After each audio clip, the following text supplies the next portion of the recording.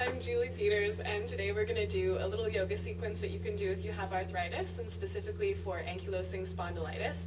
And this is great if you have your spine fused or if you still have mobility. This is more going to be focused on the hips and shoulders. So the first pose that we're going to do is called Warrior Two, and you can use the back of the chair like I'm going to show you, or you can use a surface like this, kitchen counter, table, deck, anything like that will work. Warrior Two is really simple. You can keep your hands on the chair for balance if you need it. You step your feet pretty wide apart, about one of your own legs' lengths distance, okay? Right now I have my right toes pointed straight forward, and my left foot is about at a 90-degree angle from that, okay? And then I'm going to bend into my right knee until the knee is right over top of the ankle. Don't worry about how deep you go. One day your thigh can be parallel to the earth, a little bit deeper, but wherever you get a stretch is the best place to be. So you're holding onto the chair for support and you're just bending in, and you're looking for a little bit of a stretch in this back hip.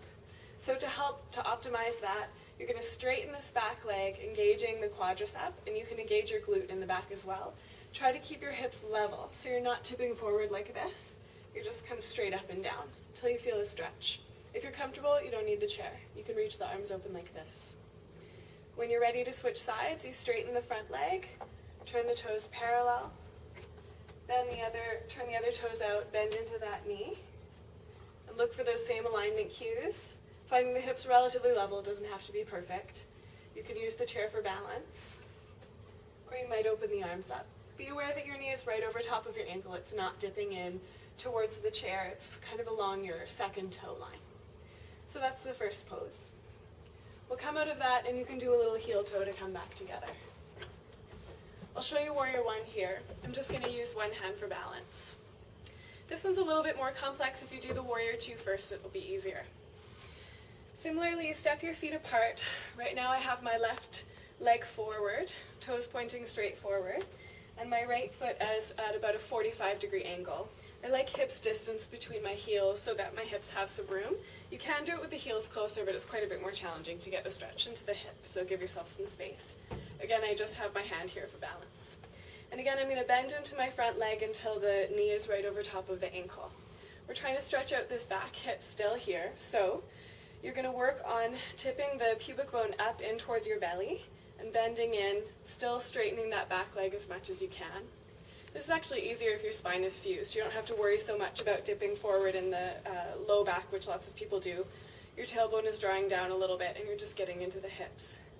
You can reach one arm up, maybe both if you don't need the bar. When you're ready, you'll switch sides, you'll straighten up, walk the feet together. And again, it's not about how far apart the feet are. You can do this with a really short stance. You're just looking for the stretch. My left toes now are at about a 45-degree angle forward, right toes forward. Bend into the knee.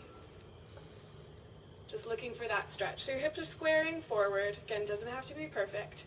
You're working that back leg towards straight, bending in. And if you like, the arms go up. And that'll stretch out the chest and shoulders a bit, but your arms can be here. They can be bent out to the sides, whatever your shoulders will allow for. Sometimes the hands will come together, but not if that creates tension in your neck. Okay? And then we'll gently come out of that. And our last pose is downward facing dog, but using a surface like this. And I love this one, whether you have arthritis or not. It's really a very comfortable pose, and it feels great. You can use the back of a chair for this too. I like this height. So you just come and face the bar and place your hands on it.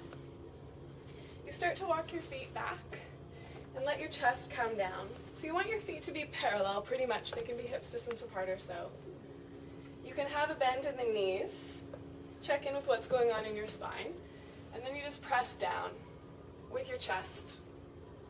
So I have quite a bit of flexibility in my shoulders, so I'm going to come down pretty far, but depending on what's going on in your spine, you'll come down to some degree. Again, knees can be bent. Think of sticking your butt out a bit to lengthen the hamstrings. And if you feel comfortable, you straighten the legs and you just let the shoulders open with that little bit of gravity. If you could let the head relax, give it a shake, maybe let it drop. When you're ready to come out, hug your belly in, bend the knees, and just carefully walk forward. Voila! Yoga for arthritis or ankylosing spondylitis. I hope you like it.